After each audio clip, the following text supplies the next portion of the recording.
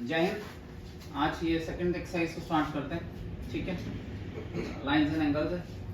आपको डायग्राम दी हुई है BAD is given to 110।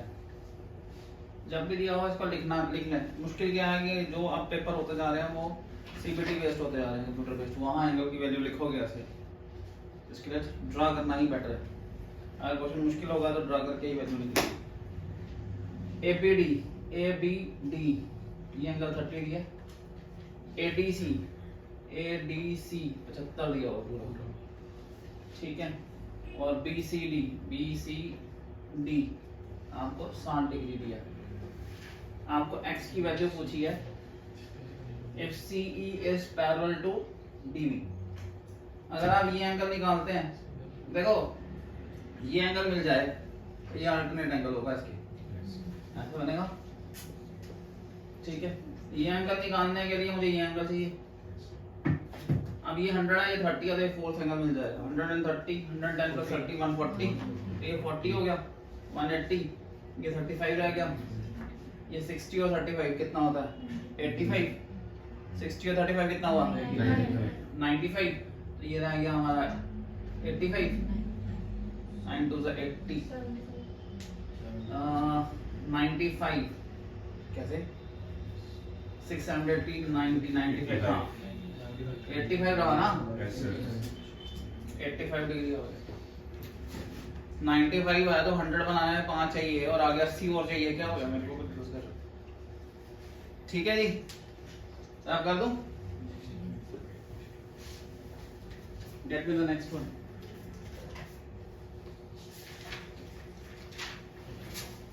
In the figure, AC is parallel to BD. CAF, okay, is 25 degrees, and DBG is 65 degrees. ठीक है, BF ये दोनों equal है, इसका मतलब ये एंगल इसके बराबर होगा। अगर ये इसके पैरेलल है तो ये 65 है, ये कितना होगा? 65 में से 25 निकाल दो, कितना रह गया? हाँ 65 में से 25 निकाल दो, बोलो जोर से यार। 40, ये 40 तो ये कितना? ये भी 40, ये कितना रह गया? 100। ठीक है, क्या निकालने को बोला हुआ है? BFE, तो ये 40 है तो निकल ही जाएगा 140 डिग्री। मैं तो ये निकाल दिया। पॉइंट समझ गए जी? अगला करें। ऐसा नहीं है बताने की जरूरत है दोबारा। 40 कैसे इक्वल हुआ? हाँ, ये दिया हुआ है कि this side is equal to this side, isosceles triangle. ये जो लाइन डाली जाती है ना, इसका मतलब होता है इक्वालिटी रिप्रेजेंट करते हैं।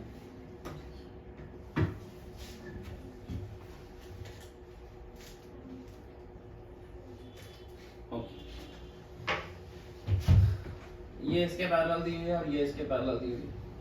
ओके, EAC ये दिया हुआ है 40।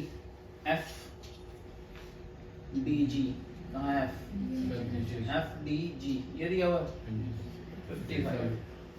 HAB ये निकालना है, right? If this is 55, this is 55, this is 55, this is corresponding angles। ये इसके corresponding, वो उसके corresponding। 50 plus 40 is 95, तो ये 85 आ गया। Got it? अगर किसी ट्रायंगल की दो साइड्स इक्वल हैं तो उनके दो एंगल्स भी इक्वल, उनके corresponding angles दो इक्वल हो। अगर ये दो साइड्स इक्वल हैं, सपोज ये और ये, इनके सामने वाले एंगल इक्वल होंगे, इसका सामने वाला और इसके सामने वाले corresponding angles होते हैं।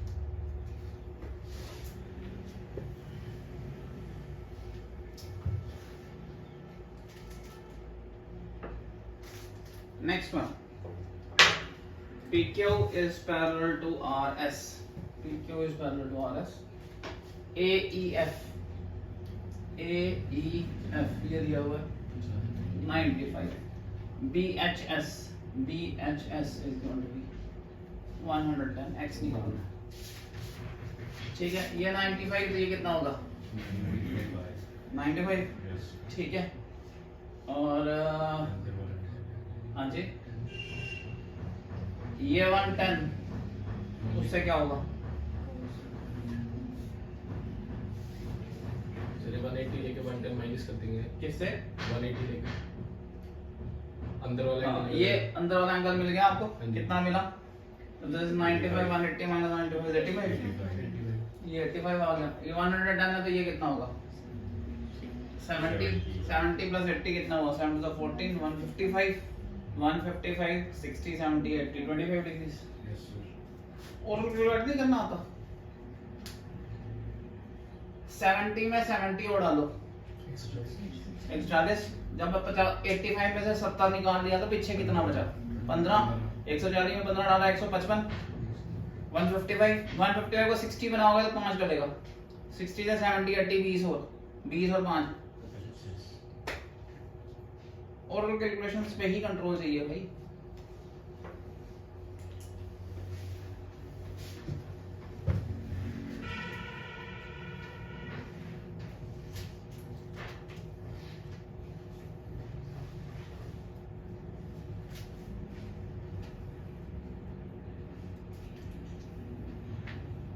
करो जी नेक्स्ट। आपको पूछा हुआ है AB is parallel to CD, EFC is 30, ECF is 100, BAF निकालना है। BAF ये निकालना। ये 100 ये 30 140 40 तो ये 40 80 और ये कितना हो जाएगा? 140 सॉरी 140 अच्छा 100 है ये। Okay okay okay.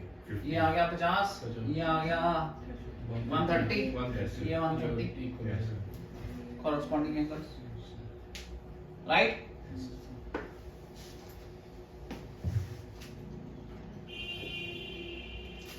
Okay, next. BAE 45, DCE 50, ठीक है। ABCD के पैरेलल भी दिया है, ये निकालना है x। If this is 50, this is 45, this is 45. Yes. Alternate 50 plus 40 95 85 आ गया। 85 बड़ी बार रिपीट हो रहा है हैं? चल नेक्स्ट वन। ये करो जी। AB is parallel to CD। ये बेसिकली ये लाइन होनी नहीं चाहिए थी, फिर क्वेश्चन ज्यादा मुश्किल होता। ये ड्रा करके उसने आधा तो काम ही कर दिया, आसान कर दिया। BAE is 105, AEC is 25। आपको निकालना DCE, ये निकालना ठीक है। ये 105, ये भी 105। ये तो सारा यहीं से चालू हो गया, लाइन डाल दो। 105 और 25 हो गया 130, 50 डिग्री रह गया। ये 50 तो ये 130। Exterior angle is sum of two interior opposite angles, ऐसे भी हो सकता है। Got it? तो लाइन में भी दो में एक्सटेंड कर देते हैं। बिल्कुल, फिर एक्सटेंड। ये क्वेश्चन मजेदार ही तभी होता है जब ये ऐसे होता है। फिर ये आपको सोचने में मजबूर करता है कि इसको पूरा कैसे करना है। लाइन ड्रा करके तो क्वेश्चन खत्म हो गया।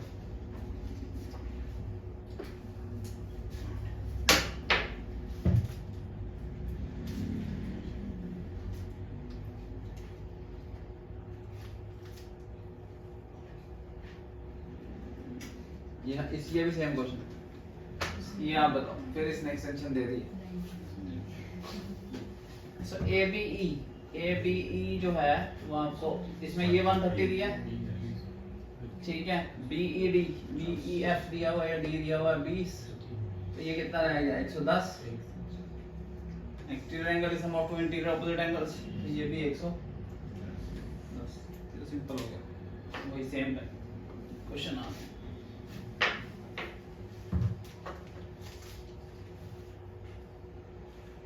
मैं कल किसी एजुकेशनलिस्ट को सुन रहा था, वो बोल रहा था कि यार success is dependent on how much you revise. When you revise lot of questions, then many questions you can answer only by seeing that this is that type of question and the calculation can be done in this way. So repetition is going to be the key to success. जो ज़्यादा मेहनत करेगा, हमारे पास मैंने 50 बार कहा है 4 घंटे हमारे पास पढ़ते हो, 8 घंटे घर में पढ़ा गए। वैसे ही प्रोपोर्शन 1:3 होना चाहिए, 12 घंटे घर में पढ़ना चाहिए और 4 घंटे हमारे पास पढ़ते हैं। जबकि उल्टा होता है, 4 घंटे हमारे पास पढ़ते हैं, तो जाके कुछ नहीं पढ़ते। ठीक है, ये करिए जी। x is greater than 1/5 of right angle, x is greater than 1/5 of 90 degree, तो x बड़ा है 5 1 5 45 18 से, so x अगर 18 से बड़ा होगा, इक्वालिटी नहीं दी है, ये बड़ा ध्यान से करना इस क्वेश्चन में। ठीक है, तो y 18 से इसने हमेशा बड़ा ही होना है, 18 भी नहीं होगा ये, तो y की वैल्यू क्या होगी?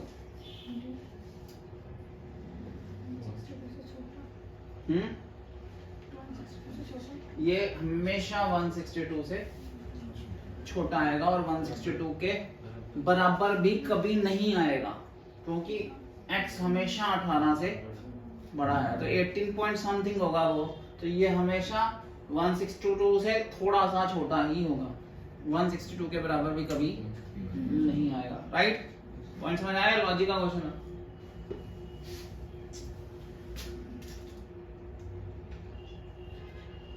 गेट में दिस वन, 115 डिग्री दिया है, EFD निकालना है, EFD। ये बड़े मेथड है, ये 115, ये 115, ये 115 internal pair, this is vertically opposite angle है, इंटरनल पेयर। दूसरा तरीका क्या था? ये कॉरेस्पॉन्डिंग एंगल्स, ये लीनियर पेयर। तो 115 निकालो, 180 से कितना निकालना, कितना 180 और 115 में 80 पूरा अगर माइनस होता तो 100 डिग्री होता, तो 80 से 10 निकालेंगे 70, 70 से और 5 निकाल दिया 65 डिग्री। इसका आंसर क्या आएगा? हर चीज के लिखना नहीं है, यहाँ पर डालो जो होगा। ठीक है, DOB पूछा हुआ है, DOB बड़े वाला एंगल, ये 90 प्लस 30 कितना होता है? 120। पूरा एंगल 360 डिग्री होता है, कंप्लीट एंगल। 360 में से 120 माइनस करो, ओवरऑल बताओ मुझे कितना होगा? 240।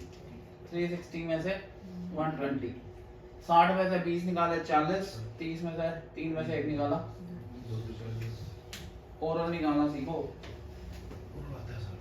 Very good.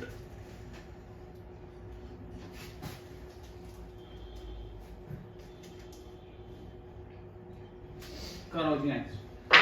AB and CD are two parallel lines. PQ cut AB and CD at E and F respectively.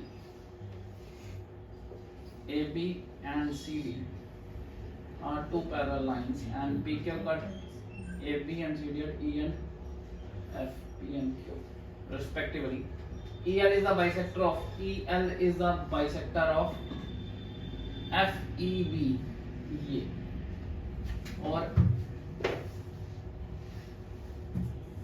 if LEB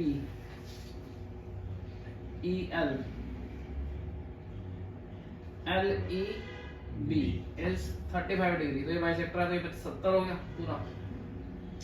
bisector दिया हुआ है ना एंगल का, 70 आ गया ये, तो C ये F होना चाहिए, इसको करेक्ट करते हैं। तो CFQ कितना होगा? ये 70, तो ये कितना होगा? 70, तो ये कितना आएगा? समझ आ गया जी आपको? समझ आ गया? इसको यहाँ करेक्ट कर लेते हैं।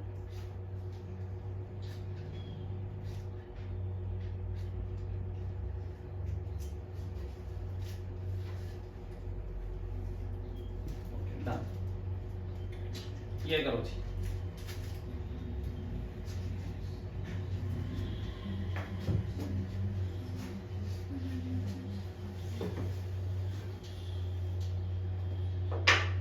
AB is parallel to CD, value of x निकालना है। This is x, this is also x, both internal pair बन गए। 120 plus 2x 180, 2x 60, x 30।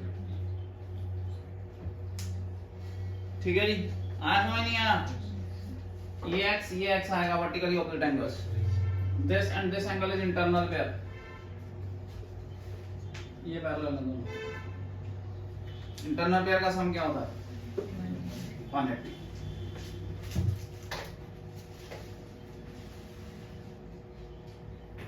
ये करो AB is parallel to CD, PQ is parallel to, ये इसके parallel है, ये इसके पैरेलल है। SPR पूछा हुआ कितना होगा SPR, E एंगल पूछा हुआ, ये 70 है ठीक है, ये भी 70 होगा ठीक है। 70 और 40 कितना होता है 110, 110 80 में से माइनस करेंगे 70 डिग्री का आंसर आएगा ठीक है ना।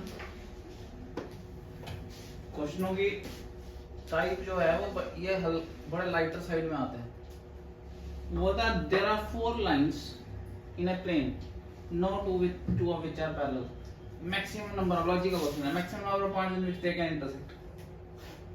4 लाइनें आपस में बनाओगे, 4 लाइनें आपस में इंटरसेक्ट करनी है, मैक्सिमम पॉइंट कितने हो सकते हैं तीनों, सारी की सारी नॉन पैरेलल लाइंस है।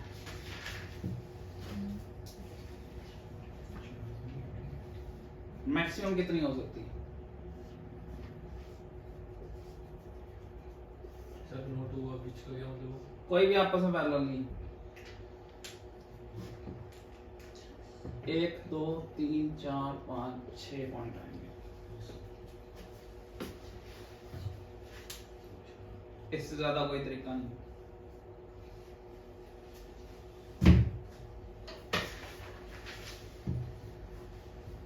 गॉट इट, समझ आ रही है आपको ठीक है। I think this is the last question of the exercise, right? This is the last question of exercise. Tomorrow I will go for the next exercise. Thank you.